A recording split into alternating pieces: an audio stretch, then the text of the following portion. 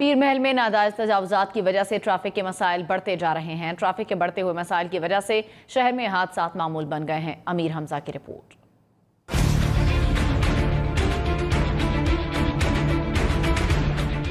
جگہ جگہ ٹھیلے، غیر قانونی پارکنگ اور ناجائز دکانوں کی بھرمار سے پیر محل میں ٹریفک کا مسئلہ سنگین ہو گیا۔ بازار ہوں یا سڑکیں، گاڑیوں کے ساتھ ساتھ پیدل چلنے والے بھی اذیت سے دوچار ہیں۔ شہر کے وسط میں موجود اللہ والا چوک سے ٹریفک پولیس اہلکاروں کا غائب رہنا معمول بن چکا ہے۔ اللہ والا چوک جو پیر محل کا مرکزی چوک ہے، یہاں پر ہر وقت ٹریفک جام رہتی ہے۔